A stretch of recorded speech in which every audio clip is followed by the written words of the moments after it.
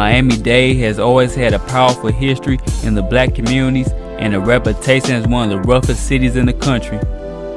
The recruitment of blacks in the late 1800s and early 1900s to help with the development of South Florida, the booming communities with successful black-owned businesses of the mid-1900s, and the decline that led to the violence and drugs taking over the headlines after the cocaine cowboy days of the 70s and 80s, where the Colombians and Cubans all played a role in the history of the streets of Miami.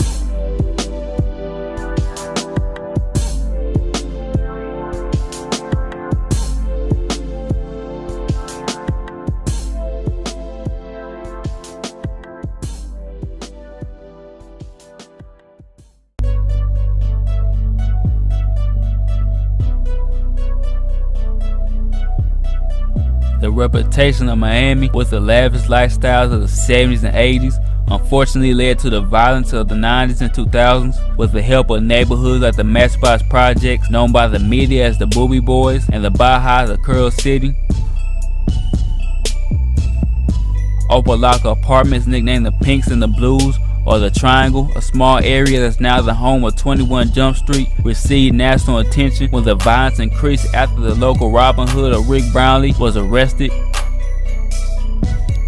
The number of cliques in Little Haiti was the likes of the Zopound, Zombie Boys, and Street Action Posse that was formed by the Haitians in the 90s and 2000s after being tired of the Yanks or African Americans harassing them after their arrival in Lemon City during the 1980s.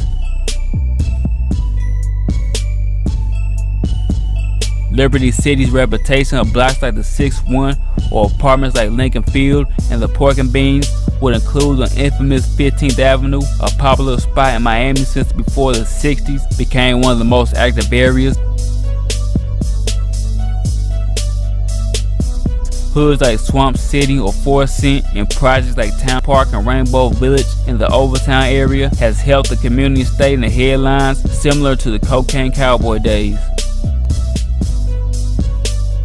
From North to South Dade County, the streets of Miami are one of the roughest in the country.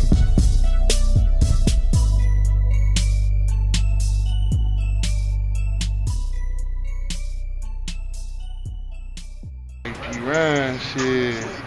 The struggle is real, you feel me? That's all I can say really about that is, you know what I'm saying? You got, walk around, you see 1,000 crackheads, you feel me? Yeah.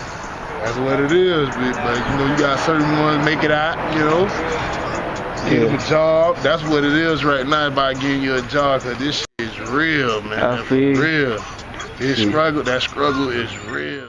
Niggas telling on each other, niggas killing each other, niggas growed up with each other, killing each other, man. That shit don't make no sense, bruh.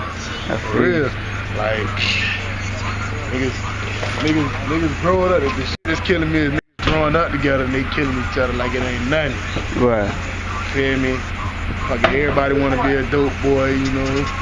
Shit ain't no real money though. Ain't no money coming through no more. Like all the old heads told me, all the real niggas I know that used to sell drugs when I was coming up and I talked to them to give me the game about what's going on. They tell me it ain't working. There ain't no money coming through right now. You might as well just stay with your little 9 to 5, so you know that's what I would do.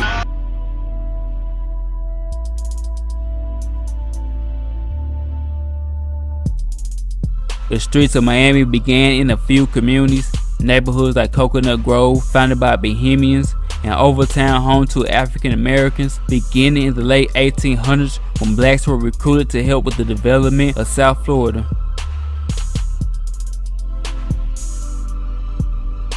Between the 1930s and 1950s, the community expanded with developments that were built throughout the city.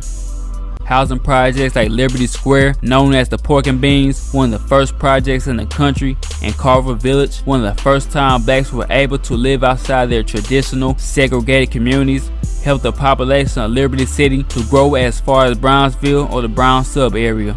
Most of the projects were placed in Lemon City and Liberty City as the city was promoting slum clearance.